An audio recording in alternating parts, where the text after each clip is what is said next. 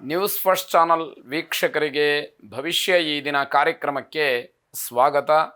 ಮೇಷರಾಶಿಯಲ್ಲಿ ಜನಿಸಿದಂಥವರು ಉದ್ಯೋಗಿಗಳು, ವಿಶೇಷವಾಗಿ ಮೇಲಧಿಕಾರಿಗಳ ಜೊತೆಯಲ್ಲಿ ಹಾಗೆ ಕುಟುಂಬದ ಸದಸ್ಯರಲ್ಲಿ ವಿಶ್ವಾಸವನ್ನು ಗಳಿಸುವಂತಹ ಪ್ರಯತ್ನವನ್ನು ಮಾಡಿ, ಅವರ ಮನಸ್ಸನ್ನು ಗೆಲ್ಲುವಂತಹ ಪ್ರಯತ್ನವನ್ನು ಮಾಡಿ, ಒಂದು ವೇಳೆ ನಿಮ್ಮ ಮೇಲಧಿಕಾರಿಗಳ ಅಥವಾ ಕುಟುಂಬ ಸದಸ್ಯರ ಅನ್ಯೋನ್ಯತೆ ಚೆನ್ನಾಗಿತ್ತು ಅಂತಾದರೆ ಅದನ್ನು ಹಾಗೆ ಉಳಿಸ್ಕೊಳ್ತಕ್ಕಂತಹ ಒಂದು ಪ್ರಯತ್ನವನ್ನು ಮಾಡಿ, ಅದು ನಿಮಗೆ ಯಶಸ್ಸಿಗೆ ಕಾರಣವಾಗುತ್ತೆ.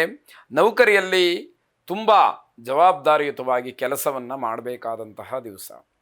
ಯಾಕೆ ಅಂತಂದರೆ ನಿಮ್ಮ ಮೇಲೆ ಇರತಕ್ಕಂತಹ ನಂಬಿಕೆಯನ್ನು ಅಥವಾ ವಿಶ್ವಾಸವನ್ನು ಮನಗಂಡು ನಿಮಗೆ ಹೆಚ್ಚಿನ ಕೆಲಸವನ್ನು ಅಥವಾ ಜವಾಬ್ದಾರಿಯುತವಾದಂತಹ ಕೆಲಸವನ್ನು ನಿಮಗೆ ವಹಿಸ್ತಾರೆ. ನೀವು ಅದಕ್ಕೆ ಯೋಗ್ಯರು, ಆ ಕೆಲಸವನ್ನು ಪರಿಪೂರ್ಣ ಮಾಡ್ತೀರಿ ಅಂತಕ್ಕಂತಹ ವಿಶ್ವಾಸವನ್ನು ಗಳಿಸಿರ್ತೀರಿ ಅಂತ ಅರ್ಥ. ಸ್ತ್ರೀಯರಿಗೆ ಶುಭ ಫಲ ಇದ್ದರೂ ಕೂಡ ಮನೆಯ ವಾತಾವರಣ ಸರಿ ಇಲ್ಲದಲೇ ಜಗಳಕ್ಕೆ ಅವಕಾಶ ಆಗುತ್ತೆ. ಒಳ್ಳೆಯದನ್ನು ಪಡ್ಕೊಂಡ್ರೂ ಕೂಡ ಜಗಳ ಮಾಡಿ ತಗೋಬೇಕು ಅನ್ನುವಂತಹ ರೀತಿಯಲ್ಲಾಗತ್ತೆ. ಇಲ್ಲ, ಒಳ್ಳೆಯದು ಏನಾದರೂ ಕೂಡ ನಿಮ್ಮ ಪಾಲಿಗೆ ಸಿಕ್ಕಿದ್ರೂ ಕೂಡ ಜಗಳ ಆಗತ್ತೆ. ಅದು ಮನಸ್ಸಿಗೆ ಏನೋ ಒಂದು ರೀತಿಯ ಅಹಿತವಾಗುತ್ತೆ ಅನ್ನುವಂತಹ ಅರ್ಥ. ಶರೀರದ ಮೇಲೆ ಆಗ್ತಕ್ಕಂತಹ ಗಾಯ ಅದೇನಾದರೂ ನಿಮಗೆ ಹೆಚ್ಚಿನ ಒಂದು ತೊಂದರೆಗೆ ಕಾರಣ ಅಂತ ಹೇಳಬೇಕಾದಂತಹದ್ದು. ಆದಷ್ಟು ಅಗತ್ಯವಾದಂತಹ ಚಿಕಿತ್ಸೆಯನ್ನು ಪಡ್ಕೊಳ್ಳಿ, ತಾತ್ಸಾರವನ್ನು ಮಾಡಬೇಡಿ. ಹಣ ಎಷ್ಟೇ ಬಂದರೂ ಕೂಡ ಕೈಯಲ್ಲಿ ನಿಲ್ಲೋದಿಲ್ಲ ಅನ್ನುವಂಥದ್ದು ಒಂದಷ್ಟು ಜನಕ್ಕೆ ಯೋಚನೆಯಾಗಿ ಇರುವಂಥ ವಿಷಯ ಆಗುತ್ತೆ. ಕಬ್ಬಿಣ ಪದಾರ್ಥದಿಂದ, ವಾಹನದಿಂದ ಪೆಟ್ಟು ಬೀಳಬಹುದು, ಎಚ್ಚರಿಕೆಯನ್ನು ವಹಿಸಿ. ಶನೈಶ್ಚರ ದೇವಸ್ಥಾನಕ್ಕೆ ಹೋಗಿ ನಿಮಗೆ ಅನುಕೂಲ ಇದ್ದರೆ ದೇವರ ದೀಪಕ್ಕೆ ಎಳ್ಳೆಣ್ಣೆಯನ್ನು ಕೊಡಿ, ಶನೈಶ್ಚರನನ್ನು ವಿಶೇಷವಾಗಿ ಪ್ರಾರ್ಥನೆ ಮಾಡಿ. ಶುಭವಾಗಿ. ವೃಷಭ ರಾಶಿ ವಿದ್ಯಾರ್ಥಿಗಳು ಯಾವುದೇ ರೀತಿಯ ಗೊಂದಲಗಳಿಲ್ಲದೆ ವಿದ್ಯಾಭ್ಯಾಸವನ್ನು ಮುಂದುವರಿಸಬಹುದು ಅಥವಾ ಹೆಚ್ಚಿನ ವಿದ್ಯಾಭ್ಯಾಸಕ್ಕೆ ಪ್ರಯತ್ನವನ್ನು ಮಾಡಬಹುದು ಅಂತ. ವಿಲಾಸಿ ಜೀವನಕ್ಕೆ ಹೆಚ್ಚು ಹಣ ಖರ್ಚಾಗುವಂಥದ್ದು ಈ ದಿವಸ, ಅದಕ್ಕೆ ಏಕೋ ಮನಸ್ಸು ಬರುವಂತಹ ಸಾಧ್ಯತೆ ಹೆಚ್ಚಾಗಿದೆ. ನೌಕರರಿಗೆ ವರ್ಗಾವಣೆಯ ವಿಚಾರದಲ್ಲಿ ಸ್ವಲ್ಪ ಅಡ್ಡಿಯಾಗುವಂಥದ್ದು. ಯಾರಾದರೂ ವರ್ಗಾವಣೆಗೋಸ್ಕರ ಪ್ರಯತ್ನವನ್ನು ಮಾಡ್ತಾ ಇದ್ದರೆ ಅದಕ್ಕೇನೋ ಅಡ್ಡಿ ಬರುವಂಥದ್ದಿದೆ. ಪಿತ್ರಾರ್ಜಿತವಾದಂತಹ ಆಸ್ತಿಯ ಲಾಭ ಆಗುವಂತಹ ಸೂಚನೆಗಳು ಕಾಣ್ತಾ ಇದೆ.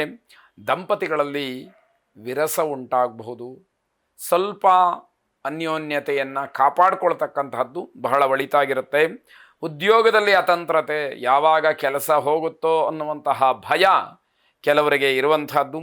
ವಿದ್ಯಾರ್ಥಿಗಳು ವಿದ್ಯಾಕ್ಷೇತ್ರದಲ್ಲಿ ವಿಶೇಷವಾದಂತಹ ಒಂದು ಪ್ರಭುತ್ವವನ್ನು ಸಾಧಿಸಲಿಕ್ಕೆ ಅವಕಾಶವಾಗುತ್ತೆ. ಬಂಧುಗಳಲ್ಲಿ ನಿಷ್ಠುರವಾಗ್ತೀರಿ. ಇವೆಲ್ಲವನ್ನು ಸೂಕ್ಷ್ಮವಾಗಿ ಗಮನಿಸಬೇಕಾದಂತಹದ್ದು.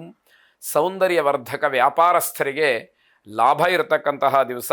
ಅನಗತ್ಯವಾದಂತಹ ಖರ್ಚಿಗೆ ನೂರು ದಾರಿ ಅಂತ ಹೇಳಿದಾಗೆ ಹೆಚ್ಚಿನ ಖರ್ಚಿಗೆ, ದುಂದು ವೆಚ್ಚಕ್ಕೆ ಕಾರಣವಾಗ್ತಕ್ಕಂಥದ್ದು. ಗಣಪತಿಯನ್ನು ವಿಶೇಷವಾಗಿ ಪ್ರಾರ್ಥನೆ ಮಾಡಿ, ಗಣಪತಿಗೆ ಗರಿಕೆಯನ್ನು, ಬಿಳಿ ಎಕ್ಕದ ಹೂವನ್ನು ಸಮರ್ಪಣೆ ಮಾಡಿ. ಶುಭವಾಗಿ.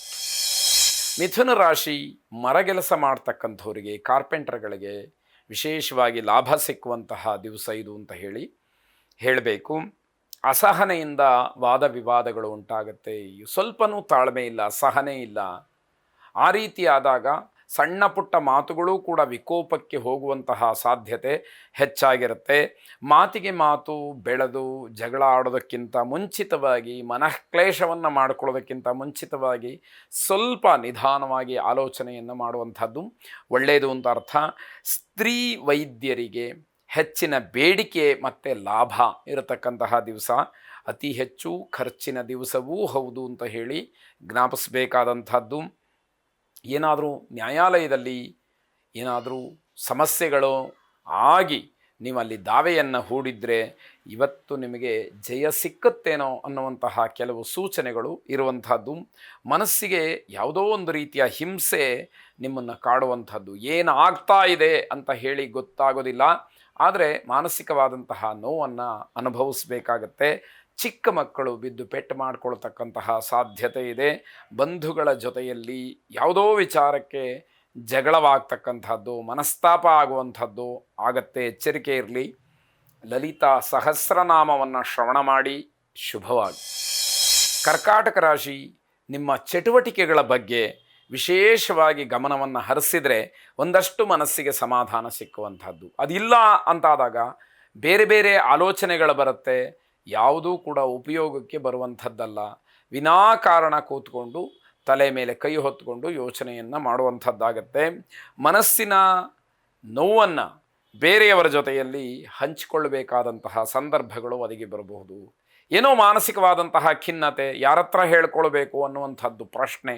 ಹೀಗಾಗಿ ಒಂದಷ್ಟು ಬೇರೆಯವರ ಹತ್ರ ಹೇಳಿಕೊಳ್ಳುವಂತಹ ಸಂದರ್ಭ ಒದಗಿ ಬಂದಾಗ ಮನಸ್ಸನ್ನು ಹಗುರ ಮಾಡಿಕೊಳ್ಬಹುದು ಅನ್ನುವಂಥದ್ದು ಗೊತ್ತಿರಲಿ. ಹಣದ ವಿಚಾರದಲ್ಲಿ ಸ್ವಲ್ಪ ಮನಸ್ತಾಪ ಉಂಟಾಗತ್ತೆ. ಆರ್ಥಿಕವಾಗಿ ಸಮಸ್ಯೆಗಳು ಇಲ್ಲದೇ ಇದ್ದರೂ ಕೂಡ ಆ ಹಣದ ವಿಚಾರ ಬಂದಾಗ ಯಾಕೋ ಒಂದು ರೀತಿಯ ಕಿರಿಕಿರಿ ಎನ್ನುವಂಥದ್ದು, ಅಳೋದ್ರಿಂದ ಅಥವಾ ಬೇಸರವನ್ನು ಮಾಡ್ಕೊಳ್ಳೋದ್ರಿಂದ ಯಾವ ಪ್ರಯೋಜನವೂ ಇಲ್ಲ. ಸಮಸ್ಯೆಗಳಿದ್ದಾಗ ಆ ಸಮಸ್ಯೆಗಳನ್ನು ಬಗೆಹರಿಸ್ತಕ್ಕಂತಹ ವಿಚಾರ ಏನು ಅನ್ನುವಂಥದ್ದನ್ನು ಯೋಚನೆ ಮಾಡಬೇಕೇ ಹೊರತು ನೀವು ತಲೆ ಮೇಲೆ ಕೈ ಹೊತ್ಕೊಂಡು ಕೂತ್ಕೊಂಡು ಅಳ್ತಾ ಇದ್ದರೆ ಅಥವಾ ಬೇಜಾರು ಮಾಡಿಕೊಂಡ್ರೆ ಅದು ಯಾವ ಪ್ರಯೋಜನಕ್ಕೂ ಬರೋದಿಲ್ಲ. ಅದು ಪರಿಹಾರವೂ ಅಲ್ಲ ಅಂತ ಅರ್ಥ.